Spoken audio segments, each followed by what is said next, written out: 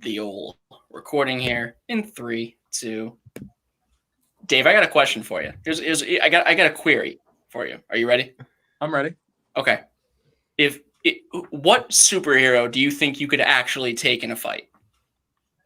Well, it would have to be a child. It can't be an adult superhero. Okay. And at that point, I honestly don't know. All right. That's a pass. I don't think I could take any of them. You don't think you could take any superhero? None. Not a single person. What about okay, well, he's not a superhero, but what about Phil Coulson? You could probably take Phil Coulson in a fight, right? Do I have superpowers? No. Okay, then no. You're just Dave. You're Stoneham man. That's what you are. Yeah, I don't think that carries any weight though. You're the Spartan. They call you the Spartan. Yeah, there's about 1 million Spartans in the country, so. That's true. That's true. Well, we'll bring in our guests to ask them their opinion on this matter. We have here from the Change My Mind podcast, we have Nick Friar, who is hosting that podcast, Furloughed Friends, and TLDR when he's not literally and figuratively stabbing me in the back and Among Us. Nick, welcome. Yeah, I stab you in the back because you always accuse me of being the imposter, even though I'm not half the time. Half the time I'm right, though. Not even half the time. No. And also, to answer the question about a superhero that you could take on or a comic book character to take on in a fight, the Daredevil knockoff in in The Boys, I think that character I could take. Oh, yeah. Blind Spot, was that his name? Yeah, I think so. Yeah, I think we figured out how you handle that character. So just that one. that was actually a rare funny Homelander moment where it was okay, he's not he's still a terrible person, but that was actually kind of funny. Yeah, just a little bit of a monster. And also Wesley Sykes, the other host of Change My Mind. Wes, what's up? Hey, happy to be here. I'm going to go big or go home here. I think I could take out Batman. He's got no superpowers. I'm not saying I could maybe take him out as Batman, but I think I could definitely take him out as Bruce Wayne. Maybe go to a swanky donation event sort of thing, soiree, black tie event, slip a little Mickey into his little bit of bubbly or something along those lines, catch him when he's slipping. And then I think I could have, well, I won't say I have my way with him. That sounds a little bit too risque. But how you feel, man? It's okay. Get the upper hand, so to speak. I would think this is a progressive podcast, right? Yeah, sure. I don't want to come out that hot, You said you're going to take out Batman. You already came out pretty hot, dude. Hell, that leads us some of the takes. I mean, that's definitely the hottest one of them all, hottest take of them all. I mean, I said Phil Coulson, Dave said a child. So yeah, that's definitely at least going out there on the limb. So I like it. So that leads us into the topic that we have Nick and Wes here for today, which is a comic book movie draft. And it is no limitations, as long as it's an adaptation of a comic book, a graphic novel, whatever. I mean, they're all one and the same. So you can draft, V for Vendetta, 300. You could draft The Mask. I don't care. You could draft whatever you want, as long as it's based on a comic book. Really. You said you weren't going to give anything away. And do you think Wes knew that 300 was from a graphic novel? He doesn't read. It's on my big board. It's on my big board. I don't think 300 is going to be the top pick, so I wouldn't. No, but that's a good steal that I was hoping to get later. That maybe you figured, okay, maybe one of you guys has it. No way Wes has it. Wow, the Change My Mind podcast, the podcast of deceit, apparently. Yeah, not a friendship, that's for certain. Yeah. I have a gift receipt that I'm waiting to return for his Christmas gift. So that's Black Friday shopping. Just wasted right down the tube. Wow. So I'm not even sure if I can get store credit, to be honest with you. Who knows? I guess it depends on the place, really. Yeah. Did you get it from Spencer's? No, I can't say that because then it would give it away, and I don't want to actually give Nick the benefit of the doubt of possibly knowing about the gift that I'm going to return for him. That's fair. That's true. So it's a 6-round draft. We're putting together a little marquee of movies that people can go see. And that's really all the preamble you need. I did the randomizing of the draft order, and I swear this isn't just a coincidence because of our guests usually get the top picks anyway. But Wes will be going first. Nick will be going second. I'll be going third, and Dave has the wheel pick. So with that being said, Wes, you have the option of every single comic book adaptation that's ever existed. What is your first pick? Yeah, this one's really easy. I'll make it short. I'll make it sweet. Give me the guy that I just said that I could kill. The superhero I'm most likely to kill here. The Dark Knight, Christopher Nolan Batman. The best iteration of the Joker, probably the best iteration of the Batman. Great movie. So it's a great way to kind of draw non-comic book fans to the genre, and I think it actually did that. And pretty much a flawless movie despite what some people, I believe Jeffrey McNamara, chief among them, say about plot holes in the movie. But as close to a perfect movie as you can get. Yeah, I mean, it was number 2 on my big board, and I really wrestled with putting it number 1.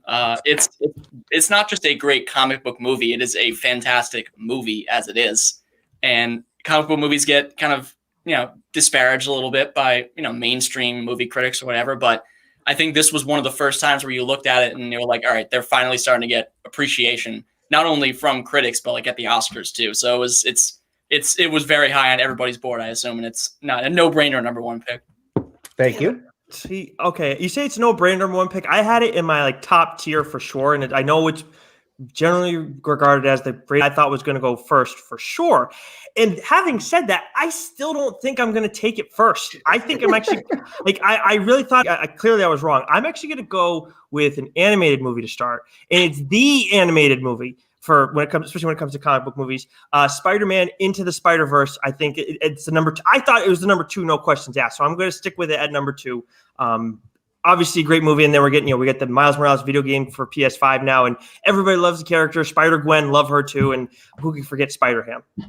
Yeah, it was number 4 on my board. Definitely, it was far and away the top animated movie on my board too. It was one of the biggest surprises of like the past 10 years for me. Because I heard it was so great, and I was like, all right, well, it's another Spider-Man movie, but this one's about Miles Morales. So it'll definitely at least be a different thread to follow.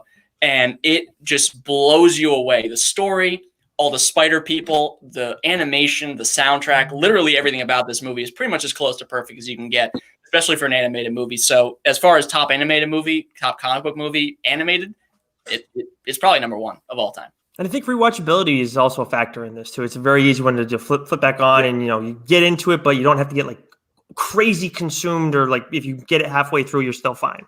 Yeah, and it's forcing the real life MCU to adopt a multiverse, Spider-Verse sort of thing. So you're seeing the success of the animated version kind of bleeding over into not real life, but you get the idea. Yeah, and the great homage to Spider-Man 3 right off the shoot. The homage to Spider-Man 3 of the dancing, incredible. That may come up, so don't spend too much time talking about Spider-Man 3. If Spider-Man 3 comes up in this draft, there'll be a lot of words that have to be said. But yes, so Spider-Verse is a great pick. Dave, anything to add on Spider-Verse? It's a great pick. It was in I think I had it 3. So I mean that's a great pick. I would have definitely taken it if it was available for me. But good pick. Absolutely. Love me some Spider-Verse. So I'm up next.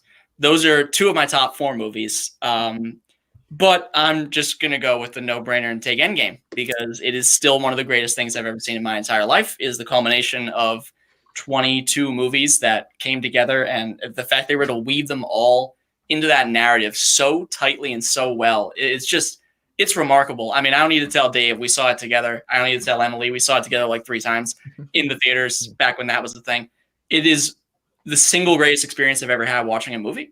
And I don't know if that'll ever be surpassed. It is so well done. Not to mention, I mean, I could probably quote it endlessly and go to this scene, that scene, but the portal scene still gives me chills every time I watch it. Oh yeah. It's an incredible achievement in filmmaking, and the culmination of it, they needed to stick the landing, and boy, did they ever.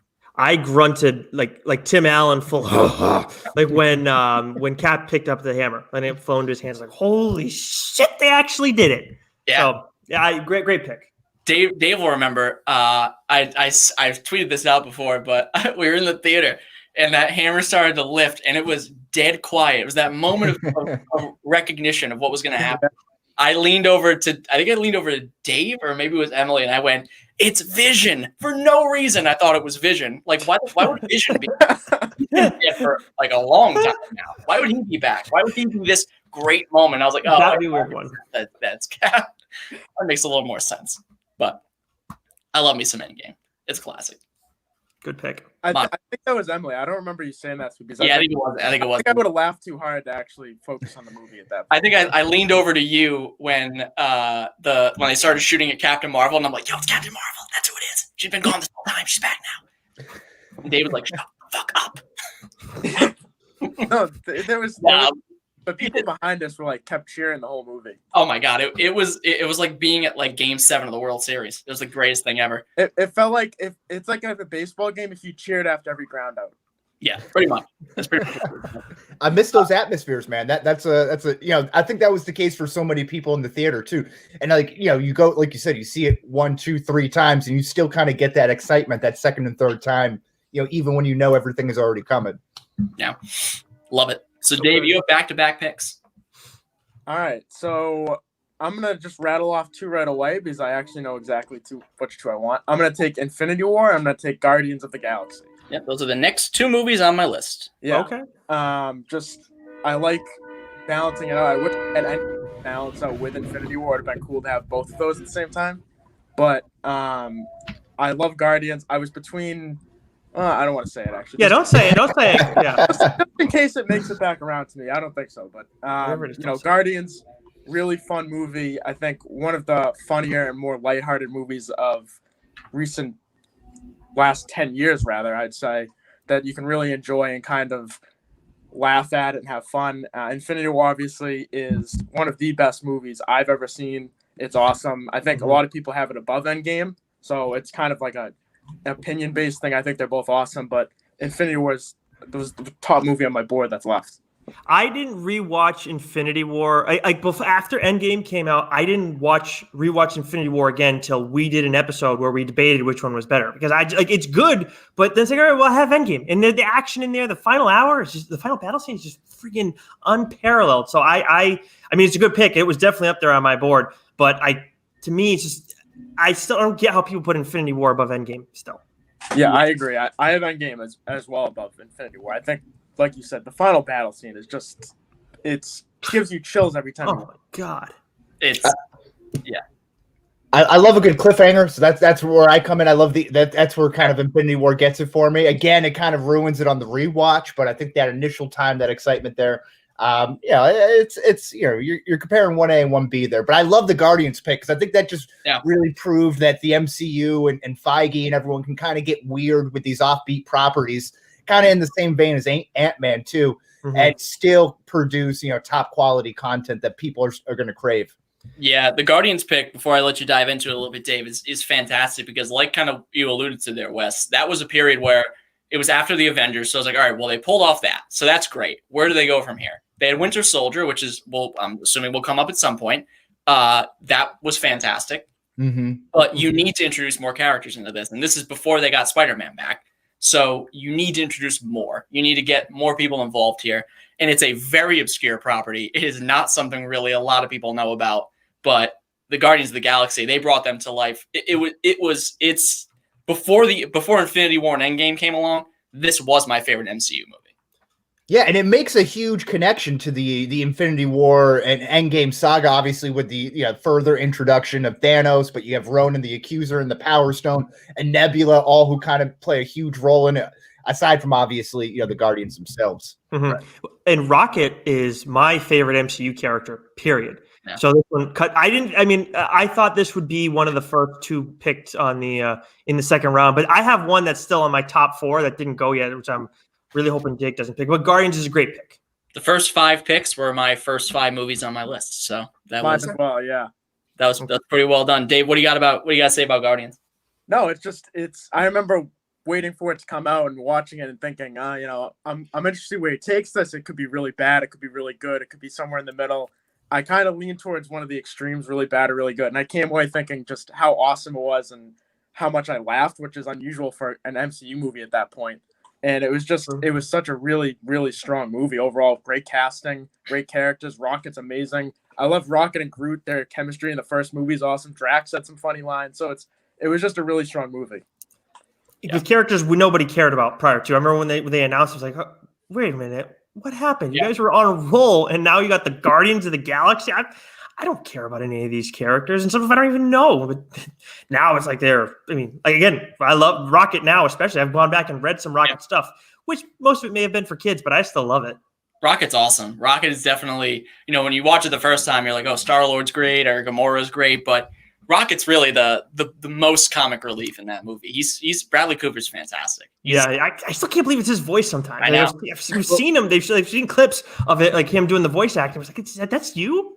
That's the guy from Silver Linings Playbook and The Hangover. What? Yeah. Can we just for a minute stand Vin Diesel's agent here for signing like probably the best deal that any actor's ever signed ever?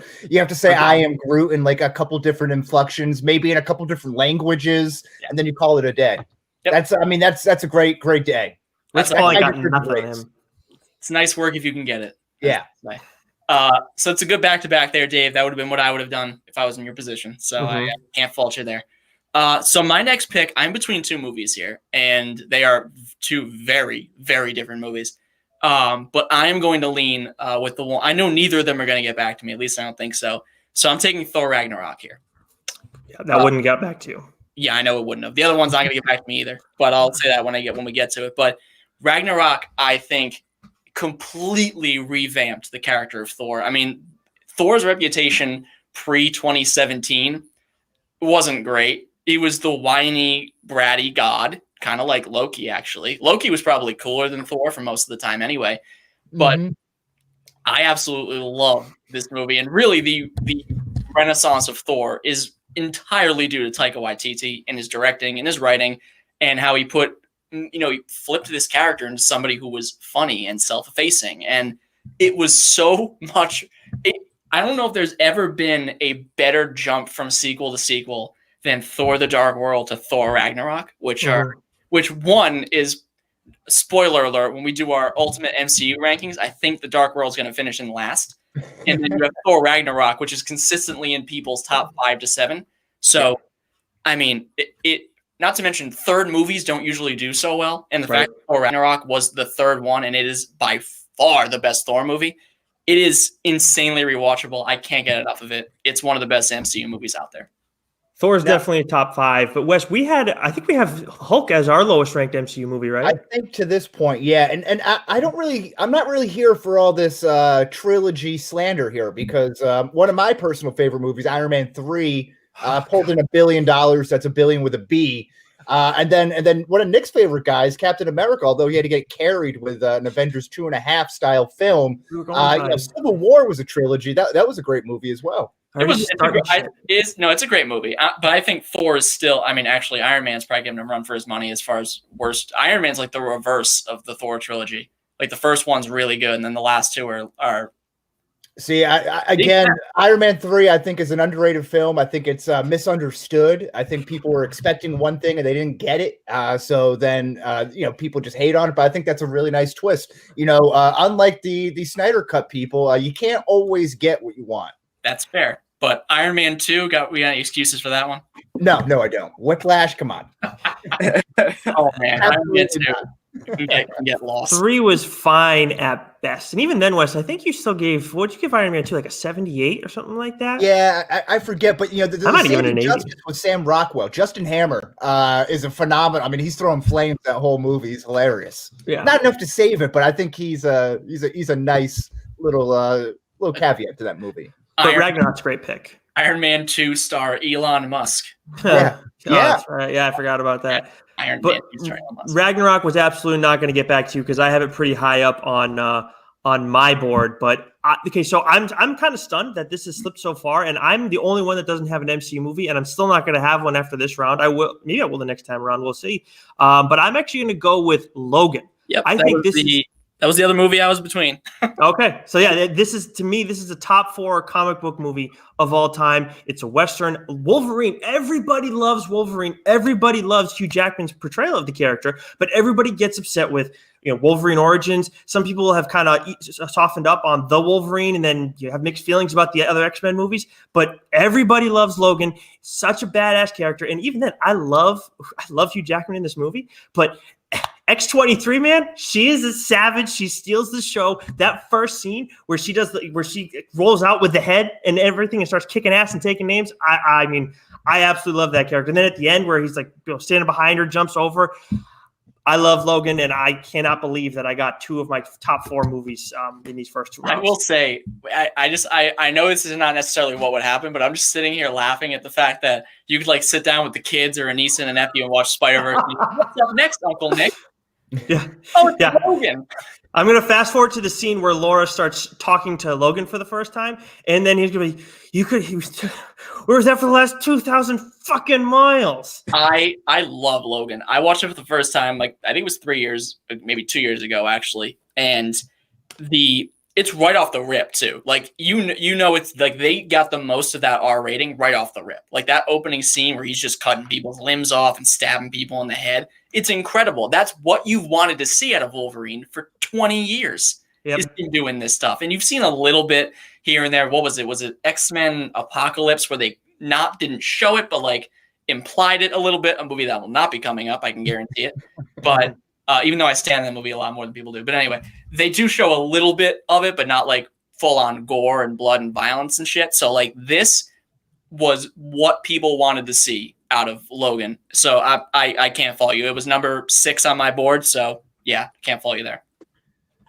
All right. So I think this comes to me, and I'm kind of shocked here because I didn't think this would come back around to me at the end of the second round, but this is for my money. The best non-ensemble MCU movie, and that's this is an episode that we did with Goo, I believe last week in our rewatch vault, Captain America: The Winter Soldier. Really, as I said in that episode, the movie that really got me into the MCU, and I kind of went back and really rewatched Iron Man with a different eye, and just kind of, when that movie came out, I kind of just took it as a standalone for what it was, and then once Captain America Winter Soldier came out, I kind of was like, all right, I'm into this universe stuff and this whole idea. The political spy thriller aspect, the idea of the Winter Soldier actually being scary, not this kind of nerfed, muted, emo Bucky Barnes that we have now. I thought he was really chilling, and great performances all around. I mean, you get a 5-minute Nick Fury action sequence there with him really doing his stuff. You get Natasha and Steve. Will they? Won't they? I think they definitely did off screen. That's kind of my synopsis from it. And then you get Sam Wilson in there as well. So of course, which sets up the on your left, which culminates with Endgame. So give me Captain America: Winter Soldier to close out round 2. Not to mention you got Robert Redford in that movie too, as Alexander. Yeah. And Black Widow, she gets all the love for what she did in Iron Man 2, right? That was like her first appearance, and she did well there, and mails it in later, whatever. But Civil War, not Civil War, Winter Soldier, that might be her best movie in the MCU. Period. I still think Endgame is her best, but that's the other one that I would say. I think Winter Soldier is she's really good in Winter Soldier. Her action, that's the thing about that one. She fell off so much as a character in terms of fighting, and I get it. It's like same thing with like Batman, where he runs into the problems where you're dealing with space. Like, what is this one person gonna do? But she's like in this movie where she goes toe to toe, tries to go toe to toe with Winter Soldier. I just thought she was. I think it's 1A or 1B or number 2 to Endgame. And one last note, we talked about Thor Ragnarok revamping Thor, but Captain America was kind of lame in the first movie, and then Winter Soldier revamps him as a total badass. Yeah, and it's funny. I think who makes a mention of that in our podcast, and then he kind of goes back to that almost immediately in Age of Ultron. With the language line in that opening. You're right. Pretty much immediately goes back. yeah, that's funny. But yeah, I agree. I think that's great, and this also kind of gives me hope for Black Widow if they kind of do something in a similar type of vein.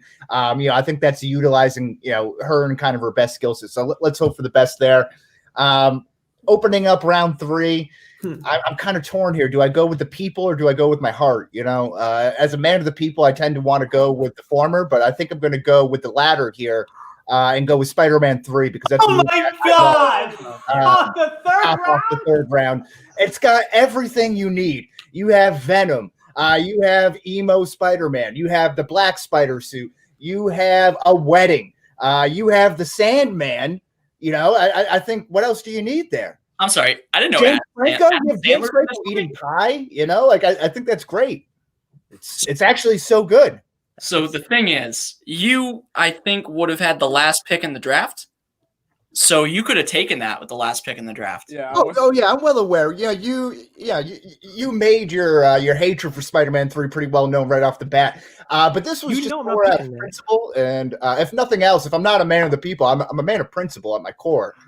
So I think I just have to stand by that. I think the issue there are many problems with Spider-Man 3. I'll start off. The first one is casting Topher Grace as Venom was probably the worst choice they made. Second off, they probably should have taken Sandman out of the story entirely. Because yes, Thomas Hayden Church is great, but it's just overstuffed. You have the Green Goblin stuff, you have the Sandman stuff, the Venom stuff. I want it all. That's a comic book, baby. You got everything going on, everything coming at you. That's comic books. I understand that, but it was just too much for the third movie with the Topher Grace thing. I can't get past it. He's just so poorly cast for that role. You got to get somebody. I know that you can say what you want about the movie, but at least Tom Hardy was well cast as Venom. He's a badass. A couple things I'll concede. I did not like this movie initially. I thought it was too long. I thought many of the things that you just said. But however, upon numerous rewatches, it's on TNT all the time. I've slowly grown from hating this movie so much that I kind of love it. And I find it kind of comically funny, aside from the obvious emo stuff. But even the stuff with Gwen Stacy and in the emo bar, in the jazz bar, and suddenly he's just right. Was it Blenitsikov? Is that his name? Yeah, some sort. Gregory Hines. How about that? He's a dancer. That's easier. I cannot believe this, Wes. Okay, so Jake, you weren't going to take it. I was definitely not going to take this movie. Dave, the way you feel about Spider-Man 3 is the way I feel about X-Men Apocalypse. Yeah, see, everyone's got their thing. That's far less egregious in my book. That's so much less egregious. I think X-Men Apocalypse gets way too much heat, but I don't think it's. Wes, I don't know how you picked this so high. I'm a man who stands firmly in his beliefs. I'm sorry, and Dave, you said you would not have taken it. Wasn't on my board. Yeah, that's. And man, we found out before the show he's got 150 movies on his board. For those who don't know, so Spider-Man 3 not there. I find that improbable, but we'll go with it. Yeah, you might be right, Wes, but whatever. Anyways, all right. So I'm kind of stunned that I got this. See, okay, when I did my board before, I tried to analyze all right, where's the best pick in this draft? And obviously, everybody automatically thinks the first, but Serpentine has a way of working itself out. Wes had the best pick in the draft for sure, the way that I did it, because all the movies that I had, the top 9 movies that I think are maybe you could say top 10 are head and shoulders above the rest. One of them I'm going to take here. There's 2 left that I can't believe Wes didn't take one of them. I'm going to go with Deadpool and stay out of the MCU still. The next pick is the clear-cut one for me. Jake, I'd be surprised if you don't take it. I'm not going to give it away. But to me, Deadpool, if I'm picking a movie, a superhero movie to just flip on and watch, I'm going with the first Deadpool movie. And I know some people, I feel I'm sorry. Mac just trashed this recently, and that's why I'm saying I feel like some people don't like it. It's Mac who doesn't like it, and I don't understand that. I think it's hilarious. The action is definitely better in the second movie, but the laughs in this first one, I remember actually the girl I was dating at the time wanted to go see it, and he opens up talking about you told your girlfriend this is a romance movie or something like that because it came out on Valentine's Day, I think. Yeah. Right off the rip, laughs. I absolutely love this. I mean, and there's just stupid things. It's just when he goes and hits Colossus, right? He's got the T-Rex thing going, and then he's yelling, Canada! I love that stuff, and I think that's, to me, that might be my favorite movie of all time, period. I can't take it that early, but it might be my favorite movie of all time, period. That's I can understand taking. I do like Deadpool a lot, which is funny because I don't like Ryan Reynolds at all. But he is perfectly cast for Deadpool. It was the casting decision of a lifetime right there. He's fantastic as Wade Wilson. My hot take is I like Deadpool 2 better than Deadpool. I think it's funnier than Deadpool. I don't think that's a hot take though. I don't think it's a hot take either. I think it's a fair take. I think it comes down to preference. But I do think I think the first one is funnier. I think the second one has much better action. But I'm going with 1. That 1 is just my absolute favorite. See, my issue with 1, I think it's funny, and I think I'm with you guys. I might like Deadpool 2 a little bit better. I think Deadpool 1 is funnier, but what kills me in the first Deadpool is the Francis stuff, the torturing stuff. It seems to really drag on. It really changes the tone, and it felt like they were forced to okay, we can't just have all these jokes and set pieces. We need to carry the story here, and that felt like almost like an Apatow movie where they had to get real for a second and then push the plot along to get the movie going. International Women's Day. That's a face I could sit on. I will say that is a good point you bring up, Wes, because the villain in Deadpool 2 is like the Juggernaut. Yeah. And the villain in Deadpool 1 is Francis. So like he's not, and the torture stuff is really hard to watch at points. But I think Deadpool 2 wins because I think it's funnier overall. Obviously, getting the origin out there is great. I had Deadpool 2 and Deadpool like right next to each other on my board, on my big board. So I can understand it's really a pick 'em. That one's not dramatically better than the other. If you haven't seen the super duper cut of Deadpool 2, I recommend it because it's very, very funny. There's some great stuff in there. I like that. Okay. Yeah, it's very good. When I asked Emily for it, I said specifically the super duper cut because I pissed my pants laughing at the movie. Anyway, so it's on to me. And Nick, the movie you're talking about, is it an MCU movie or not? Yes, it is. Well, I'm not taking it then. My next movie is probably my favorite non-MCU movie, and that is X-Men: Days of Future Past. Good pick. Which I absolutely love. It is such, and it's a rare example of, I actually haven't finished it, but it's a rare example of a comic book I've actually read being adapted into a movie. But it is a phenomenal movie. I mean, you've got, at the peak of their X-Men acting abilities, Michael Fassbender, James McAvoy, they're kind of like that, them reckoning with their friendship and their rivalry throughout the movie and what it comes to at the end, and the Sentinel scenes at the beginning and at the end. You get Bishop, he gets like, it is, I mean, like still in my mind, the image of Colossus getting pulled apart is still in my head for whatever, very disturbing. But it is such a great movie, and I think you needed Hugh Jackman to anchor it the way he did. And my God, did he blow it out of the park! It is such a good movie. I like it when he gets transported back in time and he wakes up next to the woman, and the guy's like, "You sleep? Yeah, the boss asked you to watch his daughter, not sleep with us." Like, oh, her? I slept there many times. Yes. Bishop is such an underutilized character in the grand scheme of things for X-Men. He's so badass. Like, you go back and watch the cartoon, and they used him a pretty good amount. He's got such a great look and everything. I'm glad that they did the dreads version of him and not the bald version. Not a huge fan of that, but yeah, that movie was awesome on its own. But when you consider the mess that they had created for themselves over at Fox, it's just so impressive how they were able to bring it all together and fix it so perfectly to then only just screw it up even more. Right. Well, I mean, that's not what I'm concerned about right now. I'm concerned about the apex of that trilogy, which I think is, I mean, you could argue, I mean, I won't bring it up because it'll probably get drafted at some point, but you could argue its predecessor is better, but I think Days of Future Past has higher highs, and the climax of it is just absolutely phenomenal. I mean, ripping up the stadium and putting it around the White House, that's unbelievable. I don't know. Wes, would you say that's? I think it's no questions asked. Like from the like Fassbender X-Men movies, that this one's the best one. Period. Yeah, to me it is. I really like First Class. I thought they did a lot of good things with it, but again, I think just you kind of get the peak, kind of like what you were saying, Jake, about you get Fassbender or McAvoy there, but you also get Jennifer Lawrence, Nicholas Hoult. Like it's a really star-studded cast. So I really enjoyed it. And then again, that connective tissue between like the original X-Men's and everything, like just kind of puts it over the top for me. Two more quick comments. One, First Class did my boy Banshee dirty, did him real dirty. And second of all, the Quicksilver scene in Days of Future Past is maybe one of my favorite comic book scenes. You love Quicksilver. I love Quicksilver. I don't know what I love. Hold on. Let me. You love Evan Peters. I love the X-Men Quicksilver. Yeah. Didn't see that coming. I am probably the number one Age of Ultron stan, but I do not like the. Oh my God, what's his name? Aaron Paul Johnson or something like that, right? Yeah, that was.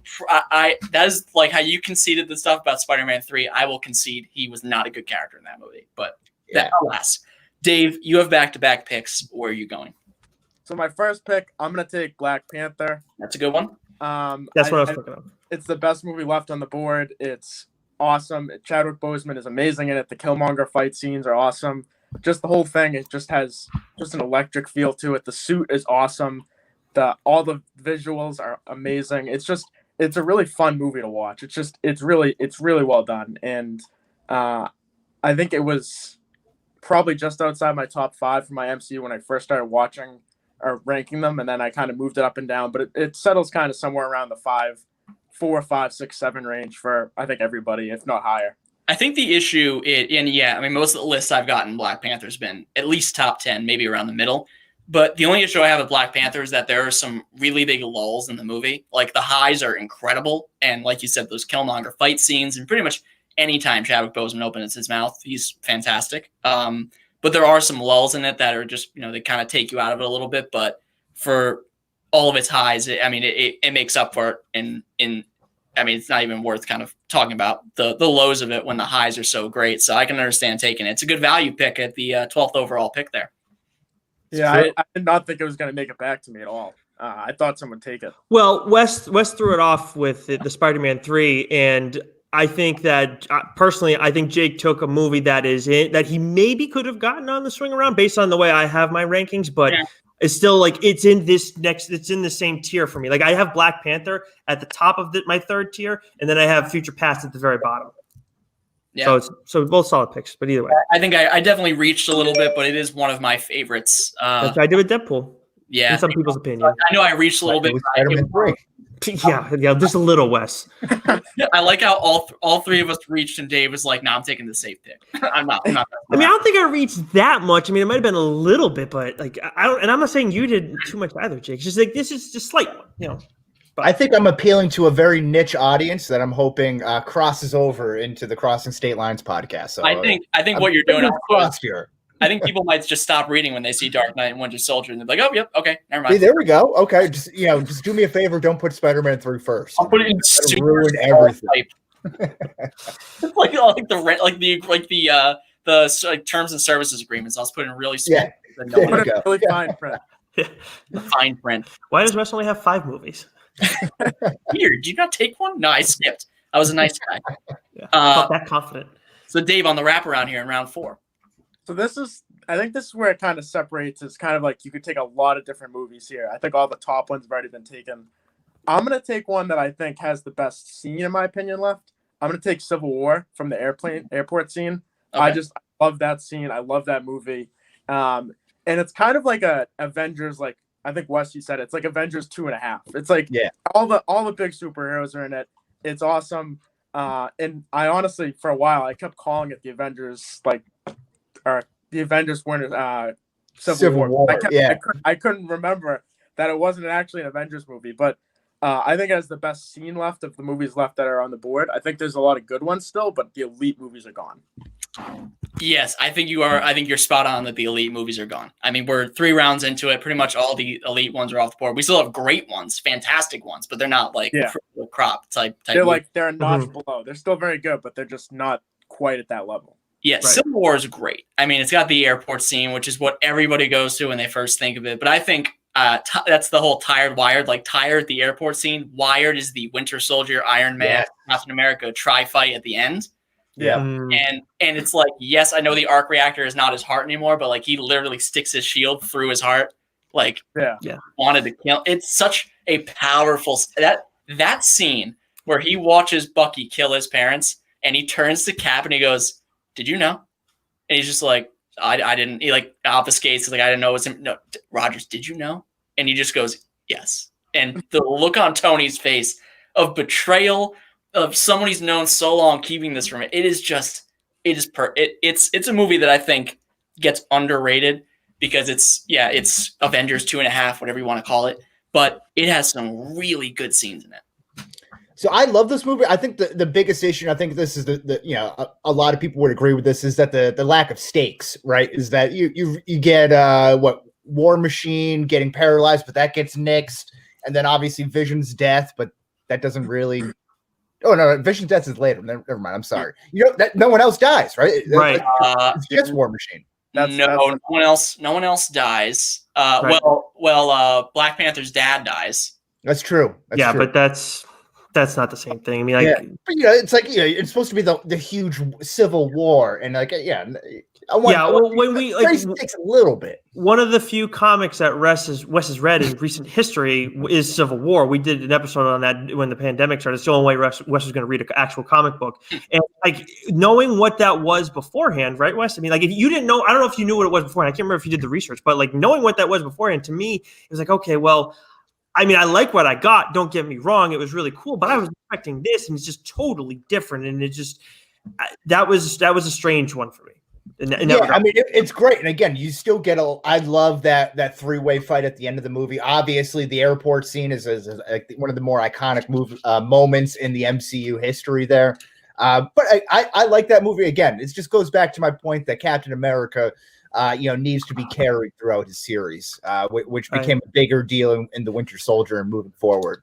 I will say the thing about Civil War, I'll fight back on the stakes thing a little bit because the results of Civil War are why Tony and Cap are split apart when Infinity War happens. True. And you could argue that's a big reason why they end up losing is because those two aren't together at any point in the movie. Okay, that's a good. I actually haven't heard that before. I think that's a good really point. Yeah, the ramifications for afterwards, absolutely, that's a fair point. I mean, also Civil War didn't have Thor or the Hulk, which kind of sucked, but it's good. No, I mean, I like Civil War a lot. It's also got the it reintroduces us to Spider-Man in the MCU. Yeah, and it's got that and Black Panther. And Black Panther. Yes, thank you. That's exactly. So like it is a introduction to two pivotal characters.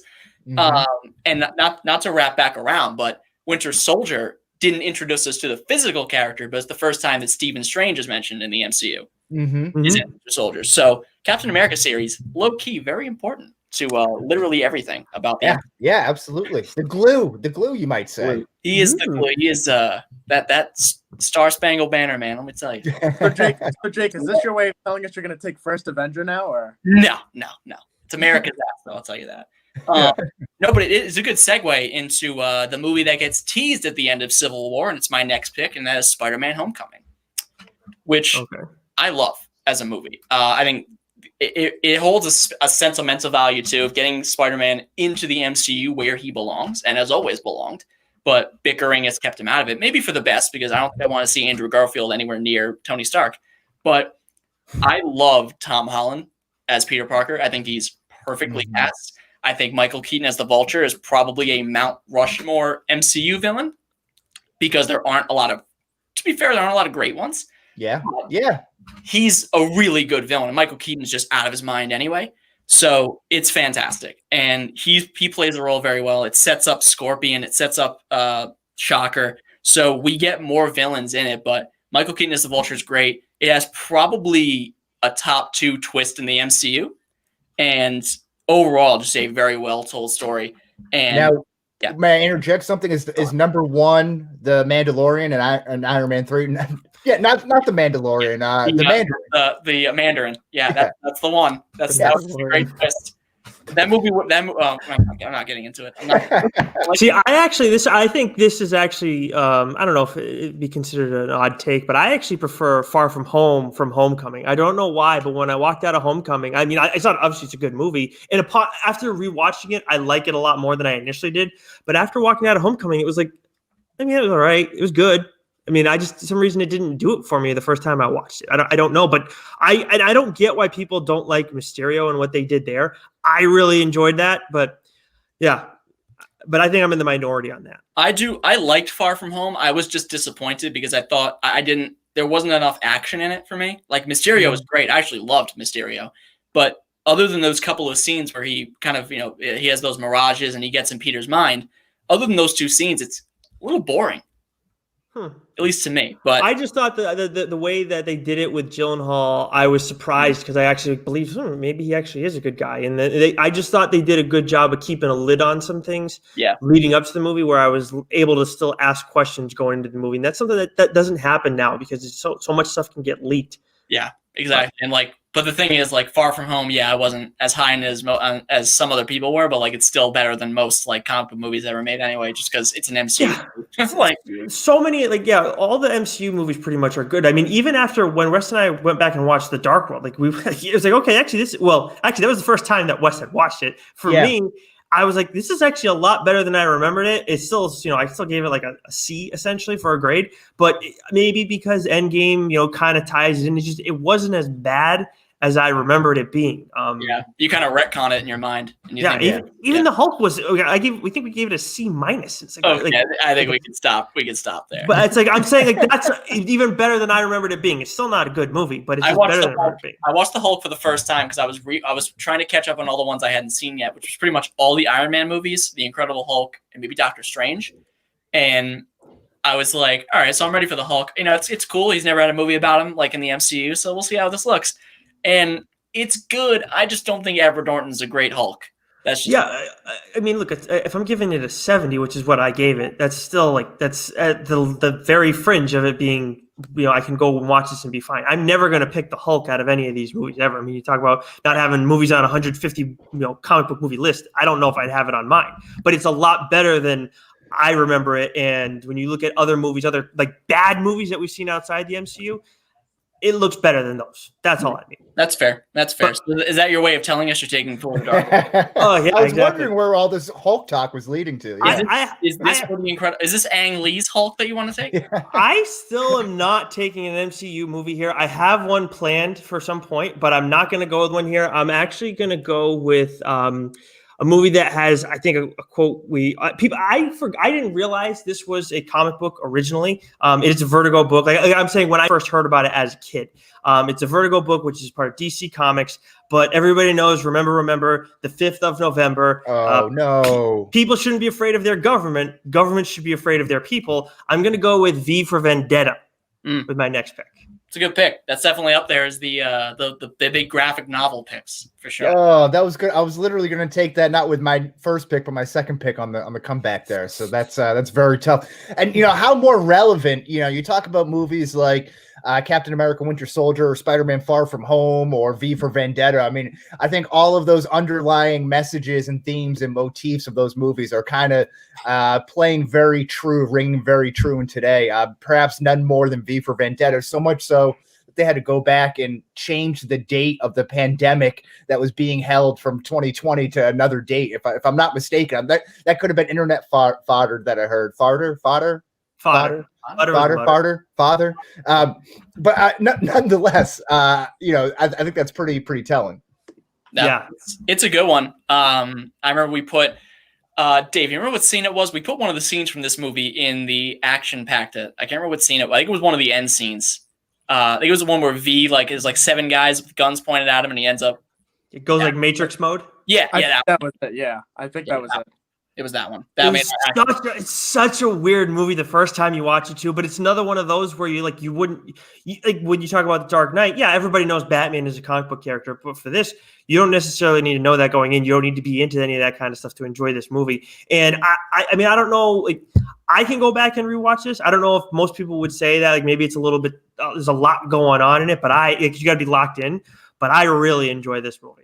No, I rewatched this movie over the weekend or last week or so, and my only issue is that it's a bit of a slow burn. It kind of runs on a little bit, especially during again those torture scenes where it's like how many years pass by where Evie's kind of locked in V's little chamber thing. So that really takes up a whole lot of the movie. A bit of a slog, but again, I think it's very relevant to what's going on today. Hugo Weaving, right? Yeah. Hugo Weaving, Natalie. Lord Elrond. It's good stuff. Wes, you have back-to-back picks. You're closing out the fourth. One of them was going to be V for Vendetta. I can't believe this hasn't been taken. I think Dave mentioned, in Captain America: Civil War having one of the best scenes left, on the board here. I would argue this could rival that, but the scene from X2 with Nightcrawler. Again, really doing Nightcrawler right. Probably the best of those original X-Men series. Oh yeah, I don't think it's even close, honestly. Yeah, you don't have Frogman in there, I believe. So that definitely freed things up again. Toad. Yeah, there we go. Yeah, Frogman, Toad, same difference, right? But again, I think that's what really does it for me. And that Nightcrawler scene in the White House is top notch. And I love me some James Martin Cyclops. I think he's probably the best spitting image from the comics version that you could cast. I think that's kind of like a perfect casting as far as that kind of like preppy, pretty boy type of guy. I'll tell you what, the rumblings about James Marsden being a bad Cyclops got real quiet when Ty Sheridan started playing the role. Right, exactly. Yeah, exactly. He sucks. Well, the fact of the matter is, it's just like a shitty character to play. Like you're just kind of a douche. Is there any line in the history of cinema better if you touch her, I'll fucking kill you? How much did they fight for that F word in there? Like, no, we have to have that in here. the worst use of an F word in a PG-13 movie. Like, don't you get one in PG-13s? Yes. Yeah. And what a waste. Yeah, exactly. That's the one. That's great. So go with X2. Another one on the board here, which I'm surprised is taken. I'm not taking it, but I'm just going to put it out there. Spider-Man 2. That's when I was choosing between my heart and my head here. That between Spider-Man 3. That's really what I was tossing it up between. Why aren't you taking? I'm surprised because I don't want Spider-Man 2 and Spider-Man 3 on my so you have roster. 3. I'm sorry, I forgot that you had 3. I've been trying to burn that out of my memory. Yeah, well, that's fair enough. I can understand that. But again, another scene I would think that could rival, the train scene there. Absolutely. With that said, the V for Vendetta really threw me off here. You got to be prepared for that kind of stuff, Wes. Yeah. Okay. Well, I'm gonna go back to an old reliable, another one that I thought a little off the beaten path, a la Guardians of the Galaxy. One of my favorite actors in Hollywood working right now. Ant-Man Paul Rudd kind of changed the genre. No one would have expected that Paul Rudd could be a superhero. In fact, many people probably laughed at it. I probably did as well. But I thought he did a fantastic job pulling it off. That whole story, again, has become very integral to the MCU storyline with the multiverse and just everything with what happened in Endgame as well. So give me Ant-Man. The whole promo for Ant-Man was Michael Douglas and Paul Rudd just drumming on their laps and saying Ant and Ant-Man. And it, like Ant-Man, like that's all they were saying, and then that was it. Like that was the ad. Like, okay, well, at this point they just know we're gonna see anything. So it's geez, and I love a good heist movie too. I'm a sucker for like any heist movie, like Ocean's 8 to Ocean's 13 to Logan Lucky. Like what's the one with Zach Galifianakis that I'm blanking on? Masterminds? Yes, also a great one. Yeah. I will say, if you're talking most underrated MCU scenes, I think the fight with Falcon's pretty damn good. I like that scene a lot. It's fun. It's a fun movie. It's a good scene. It is a very fun movie. I agree, especially after a year where you got the Winter Soldier in 2014 and it's grim. And Guardians is fun, but a lot of heady stuff in Guardians. And this was just a thrill ride. It's Paul Rudd. You can't not like Paul Rudd. Yeah, it's dessert. You know, you always have room for dessert. That's right. And then there's also like this isn't even Ant-Man, but when he's in I think it's Endgame and the ship comes down and ruins the taco. It's just like only he could he's one of the only guys that can make that really, really funny. It's a time heist.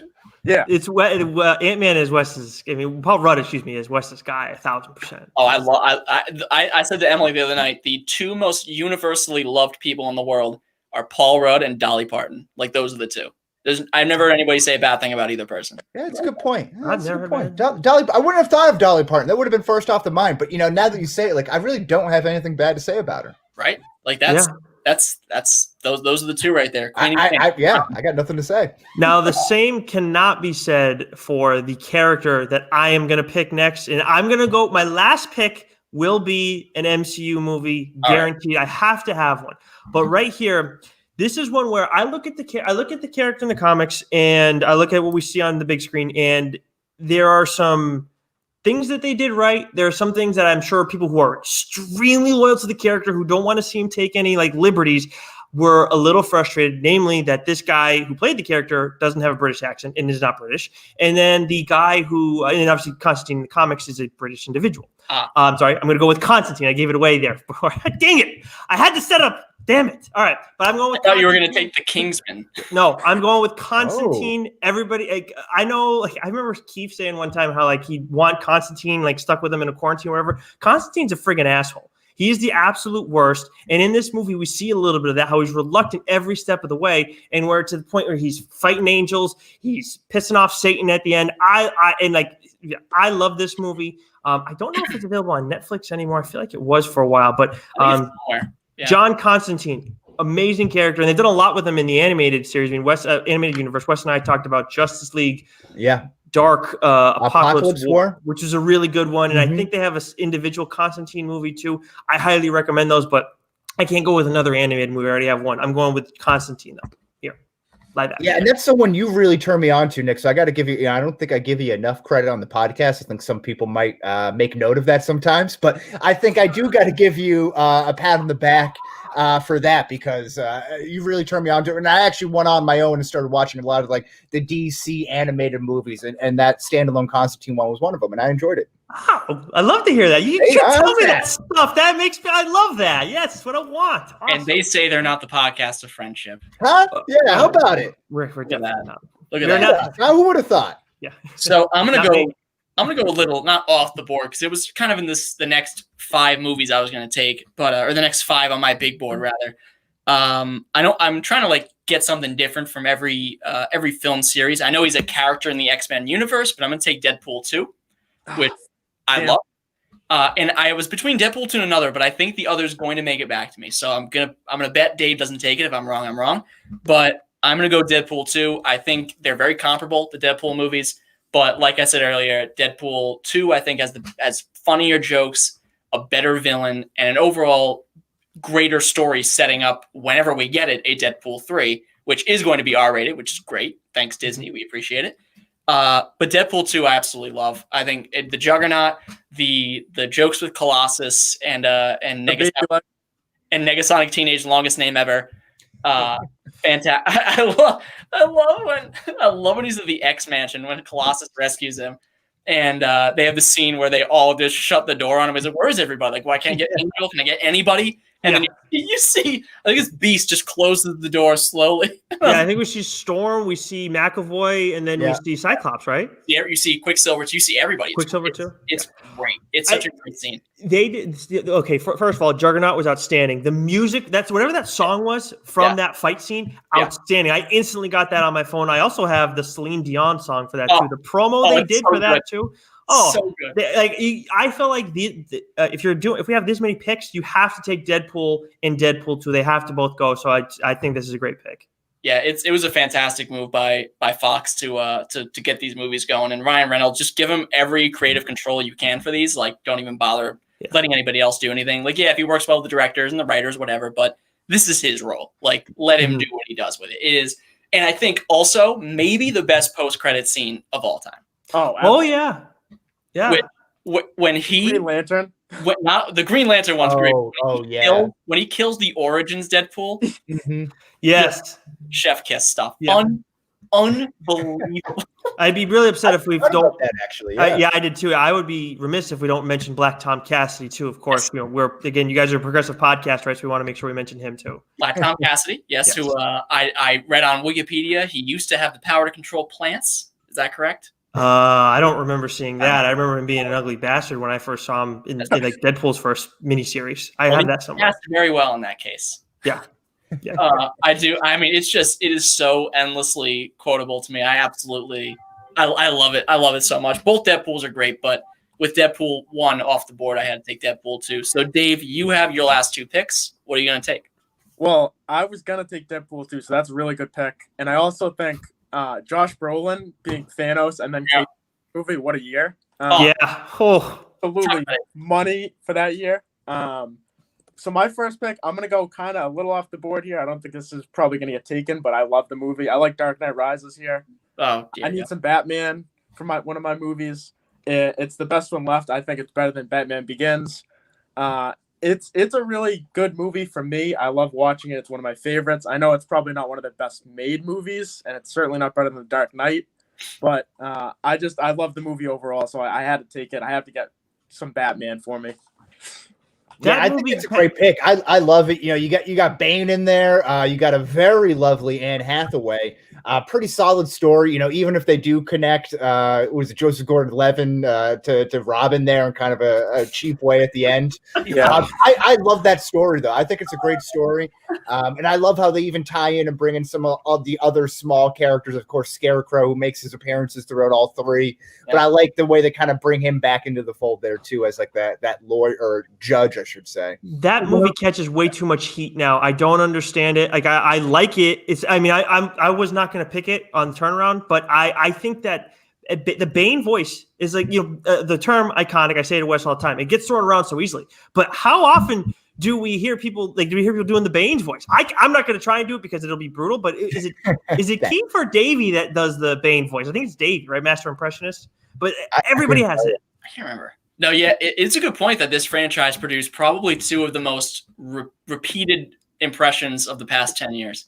Yeah, and I mean, I think that the Bane that we got there, as much as I don't hate the Bane from the comics and the animated stuff, this Bane, I take Tom Hardy's Bane over any other Bane. Harley Quinn Bane is funny, but he's also the butt of everybody's joke too. Hold on, you didn't like the Batman and Robin Bane? Wes loves. I'm surprised. Maybe Wes is going to take that movie at the end here. That's the one you We'll love, have you right? guys back on, and we'll do a worst comic book movies draft, and that'll go number 1 overall. So I like Batman and Robin more than I like Batman Forever. That's actually not a hot take at all. I think that's because at least Batman and Robin knows what it is. I think Batman Forever is actually trying to be a good movie. Exactly. Yeah. So Dave, I think you're ready to fire me and hire these guys as your co-host because they just heaped praise on that movie when all I do is shit on it. So I know. All you do is take dumps on it. I know. It's a great movie. It is a great movie. I mean, I think I agree. It is better than Batman Begins. I'll give you that. Yeah. Like Batman Begins was solid when it came out, and I was like, okay, this is cool. It's a good movie, but I wasn't like in love with it. But then we get Bane and all the crazy shit with him. Now, I will say that like now getting to know Talia al Ghul a little bit better, seeing her in other series outside of Batman stuff, I think they could have done that character so much better. She is a freaking smoke show in the comics, total badass, total psycho, and we only get a little bit of that here. Right. That's fair. That's fair. I gotta say, it may be the most forced line in comic book history is, yeah, I like your middle name, Robin. Yeah. That is the worst. Yeah, the worst way you can end that movie. It's so forced. It's like, just leave it. We know what they're trying to do. Just leave it. Like, we get it. So what do you have him walk out of the bathroom with like a yellow thing over his eyes too? Like, are we just trying to force the metaphor as much as possible? But Dave, what's your last pick? So this is where I was struggling a little bit. I thought about. I can say it now because I only have one more pick. But I was thinking about Wonder Woman. I was thinking about Far From Home. I was thinking about Guardians 2. I'm gonna end up going with Iron Man, the first Iron Man movie. All right. That's a great pick. I feel like it's a really good value here as my last pick. It started the whole thing. I mean, if this was a flop, who knows what happens after that? But really good movie. I wasn't crazy about Terrence Howard, but I think Don Cheadle's definitely that role. Neither was anybody else. Yeah, exactly. So hey, big Empire fan over here, watch it.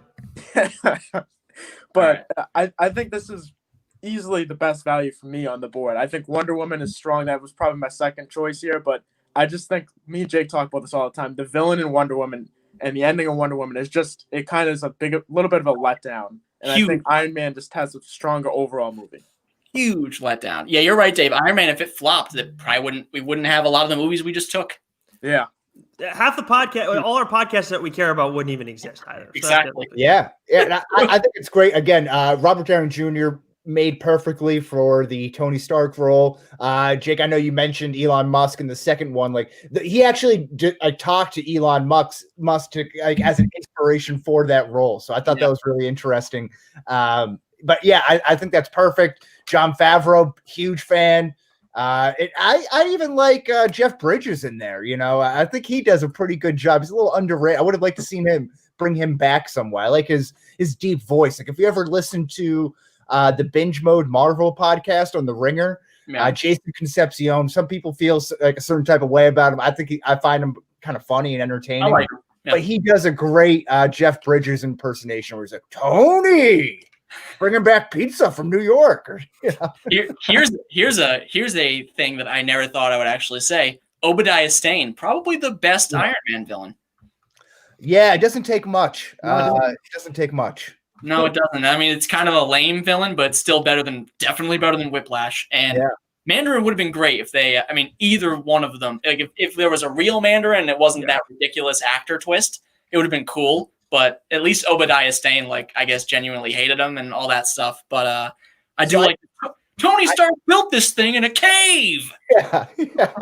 So I guess the story behind the Iron Man 3 and the Mandarin twist is that Shane Black, I think, was the director. So instead of Jon Favreau, so he was coming into the role, and then they obviously knew not even the undertones, just how flat out racist the character was in the comics. And they're like, I don't think I even want to touch anything close to this. So I think they tried to just spoof it in the best way they could, and then also stay out of hot water. And they ended up going and they played it too careful. And damned if you do, damned if you don't, right? You just went 100% racist. That's right. That's all. Yeah. But Iron Man's a good pick there, so I can't fault you. Yeah, it's a very good pick. Very good pick. So I'm gonna go. This is probably gonna be controversial because it is the first movie I'm going to take that I actually haven't seen. But it is a movie I know a lot of people love, and it's a little off the board considering I've taken all these big budget X-Men Marvel movies. I'm gonna go with Kick-Ass. I knew it was gonna be Kick-Ass. Yes, okay, that's a good pick. It's a good pick. Yeah, I've never read that book though. I need to go and read that. But yeah, I mean that's and that's Quicksilver too, right? What's his freaking name? The actor's name. Yeah, it's oh my god, Aaron Taylor Johnson. Yes, Aaron Taylor Johnson. Yeah, okay, that's a solid pick. Yeah, a lot of people like that one. That's a good one. I like that. So now I have to ask you though. There's so many movies that we could choose from here, which I'm sure that you have seen. What made you choose this movie, one that you haven't seen over ones that you have? Because the ones I have above it are like I have the Avengers, which I could have taken, but I have Endgame already, so I didn't want to load up too much on that because then it's like, all right, well, where's Ultron and where's Infinity War? So like I'm just gonna leave it at the one. Then I got X-Men First Class, which again I could have taken, but I didn't. Spider-Man 2, Wonder Woman, Batman, Spider-Man. I want to do something a little different, kind of something that felt a little bit lower budget and just kind of, I don't know, just something different. And I know a lot of people love it. And if I'll be frank, maybe it's pandering a little bit, but okay.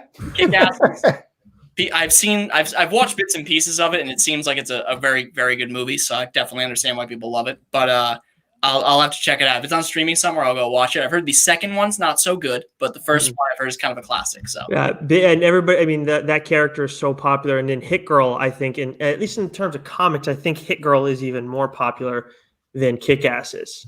Yeah, mistaken. Good old McLovin. Yeah, McLovin. You got Quicksilver. You got Chloe Grace Moretz. You got Nicolas Cage. What more can you ask for? Yeah, Wes is a big Nick Cage guy. I didn't know Nick Cage was in there. I might have to go back and check that out now. He's Big Daddy.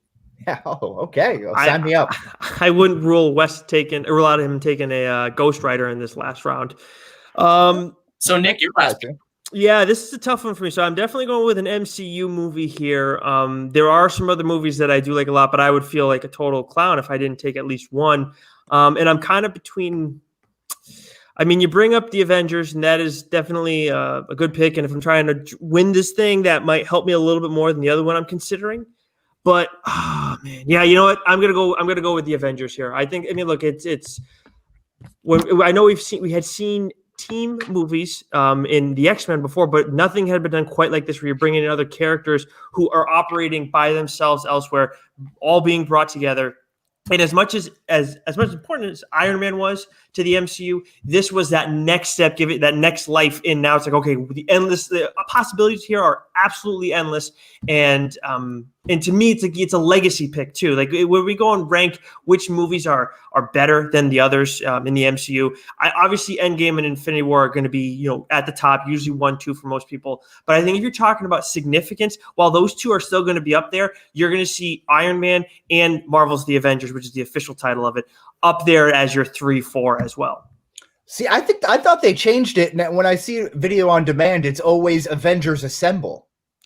I thought it was. I thought when I looked at it on, because I thought I looked at it on Disney Plus recently, that it was Marvel's The Avengers. Oh, see, like when I go on to like Comcast Video on Demand, like I'll see Marvel's or Avengers Assemble.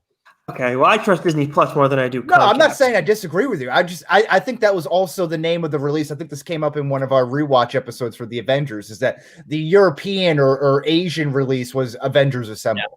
I think the reason they called it Marvel's The Avengers is because there is another like dog shit Sean Connery movie called The Avengers. So they were like, let's make sure people know it's not that one. We'll throw the Marvel on there. That's a smart move. Marvel Studios The Avengers on Disney Plus. I think it's the only one that's like that too, right? The only one that's like Marvel's blank. Well, now I'm questioning it a little bit because I'm seeing some of these other ones have Marvel Studios on it. I don't know, but it's definitely The Avengers. Great. I will mark you down for the Sean Connery movie. Thank you. Last pick in the draft. Yeah, so Mr. Irrelevant here. Spider-Man 3? There's a lot of different places. I'm just going to ignore that. I feel like that was kind of slanderous, so I'm not going to even engage there. A couple different ways I could have gone. No DCEU films I've noticed taken here, so all of those are on the board. If you want a little BVS, some Man of Steel action, I do not. First Class was still available. Any of the Keaton Batmans, there's a lot of different ways I can go. I could go to Watchmen, Scott Pilgrim versus the World for some non-traditional ones. Yep. Maybe The Mask, who doesn't love that? Love The Mask. But I would be not living up to my namesake if I did not choose this movie. Also, perhaps the movie that started it all for superhero movies here, and that is nice. A rated R movie before there was rated R superhero movies even. Of course, I'm referring to Wesley Snipes' Blade. Yeah, I like that, Wes. That's a good pick. My first thought was the Adam West Batman was rated R. That was my Blade does not get enough credit, and I know he's a vampire, so it's looked at a little bit differently. He's not a superhero, but that movie is kick-ass.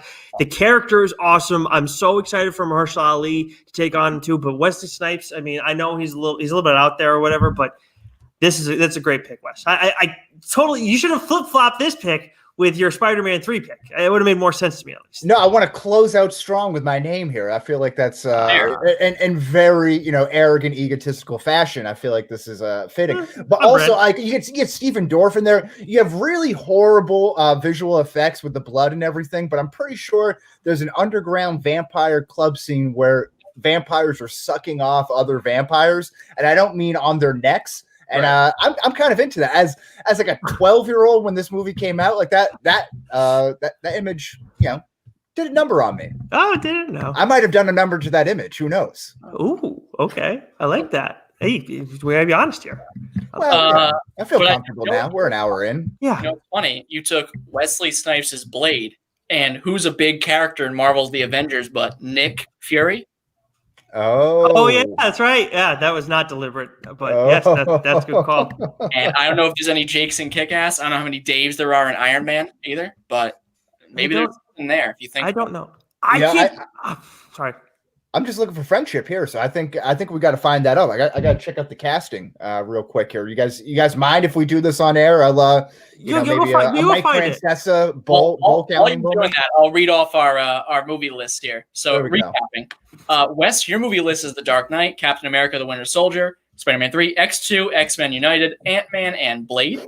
Nick, your list is Spider-Man: Into the Spider-Verse, Logan, Deadpool, V for Vendetta, Constantine, and Marvel's The Avengers. Mine is Avengers Endgame, Thor Ragnarok, X-Men Days of Future Past, Spider-Man Homecoming, Deadpool 2, and Kick-Ass.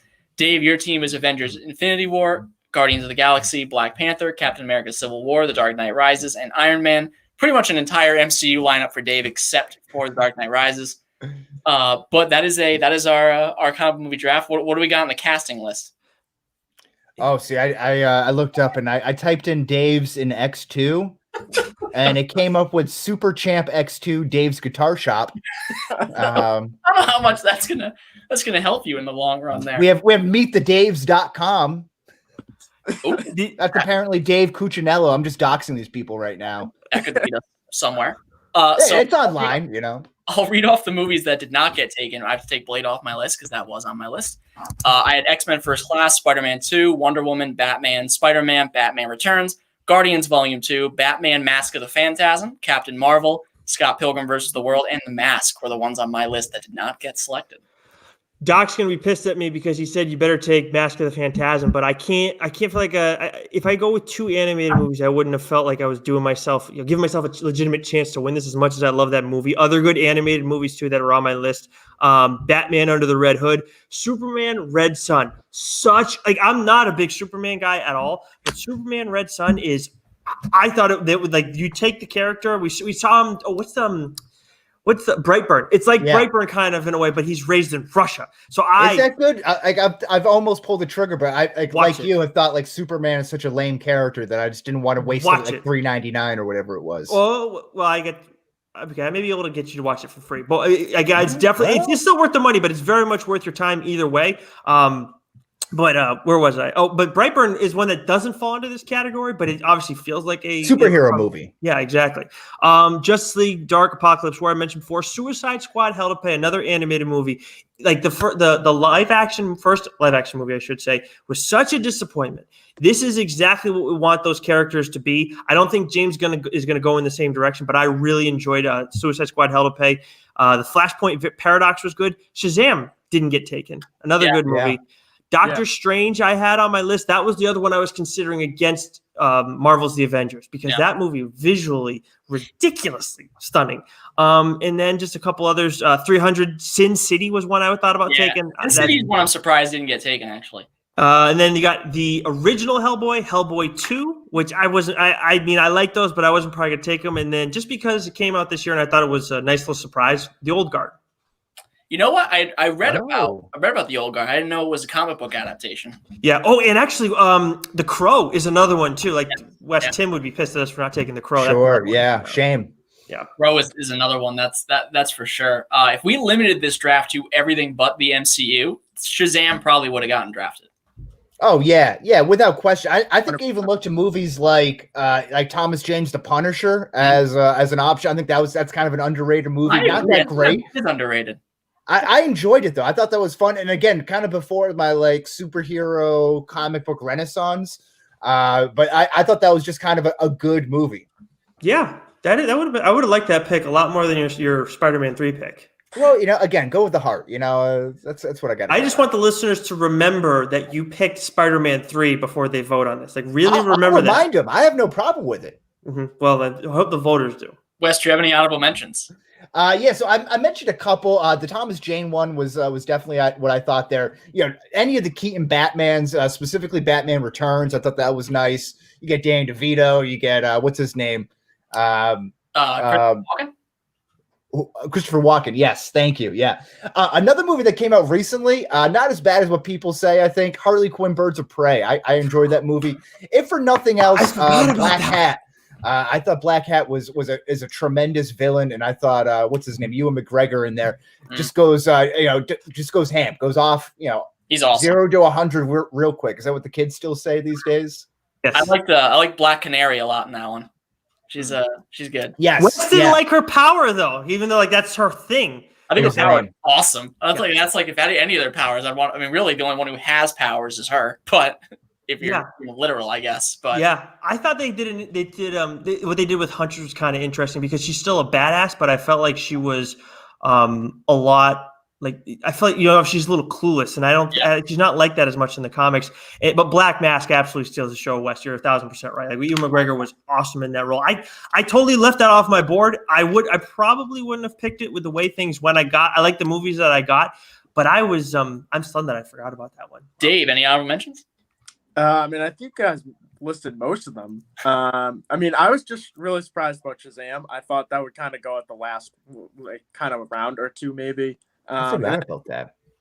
300, I was kind of surprised didn't get taken. But for the most part, I think we hit on all the really, really, really good choices that were available, I think.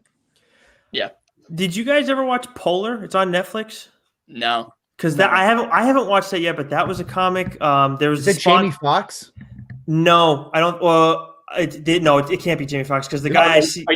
That's the other. What's the show he's in? There's another Netflix show based. There's a new movie or something like that. It's like a pill. It's like a limitless pill. Oh no, it doesn't look. No, this is like an assassin. That's thing. the one with Joseph Gordon-Levitt, right? Yeah.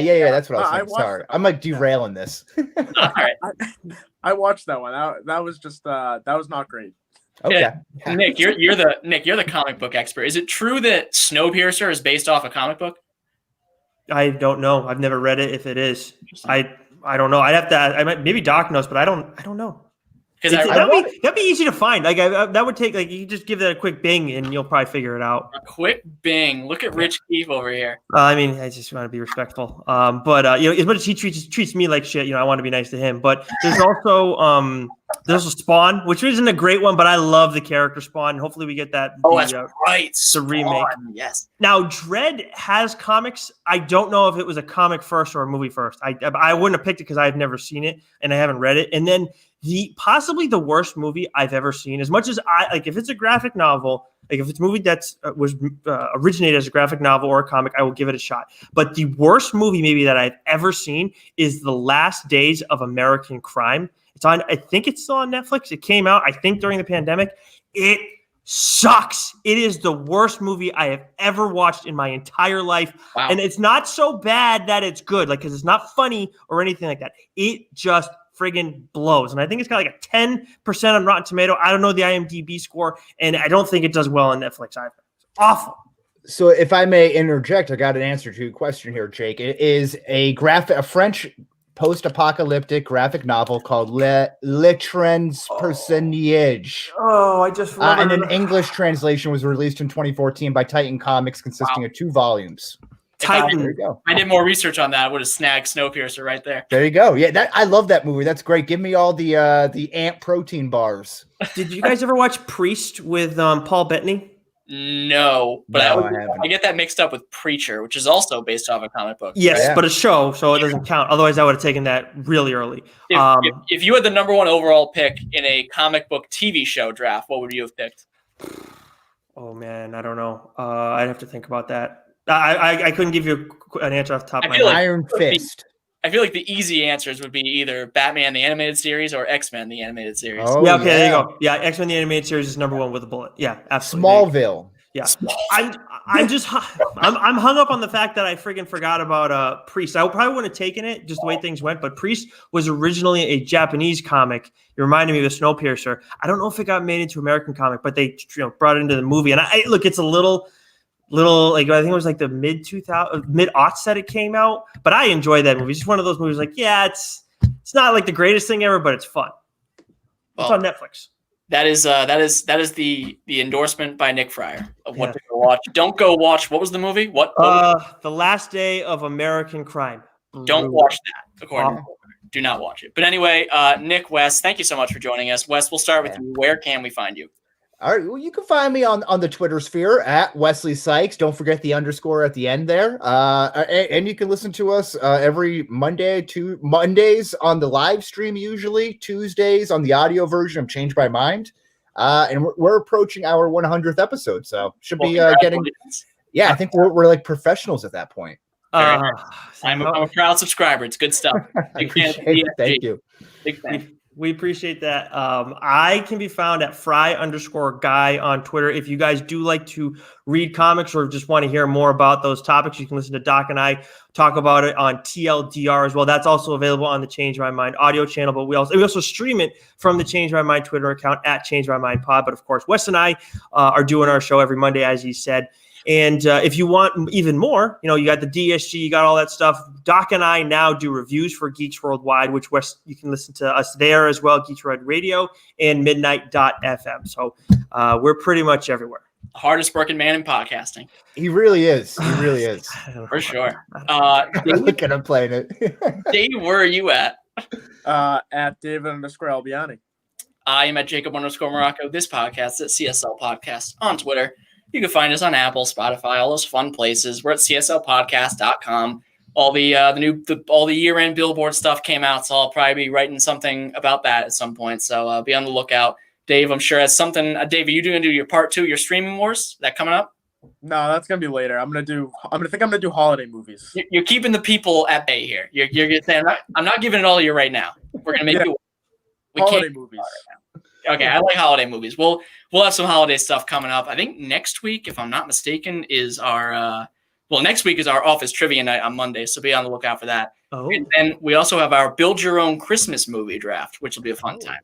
We're building. I love that. Big blockbuster movie with an actor, director, cliches, all of it. Oh, wow. Wes, that sounds like an idea you would have come up with. That's fantastic. I'm a little jealous that I haven't, but I also got to give a shout out to my man, Jake Levin. I see him all the time on your sports trivia stuff here. So he's a good friend of mine. So I love the Lev man. Jake Levin and Dave have been 2 ships that passed in the night on sports trivia the past month. They have not been on at the same time. Man, the people are clamoring for the rematch. We got to get it. We got to get it together. Dave wins when Jake isn't there. Jake wins when Dave isn't there. We got to get it. We got to get it together. But anyway, thank you, gentlemen, for joining us. It was a fun time. I'll post this poll. Today is Thursday. I'll probably post it tomorrow on Friday. So be on the lookout, and we will see you guys next week. All right, let me kill the live feed. All right.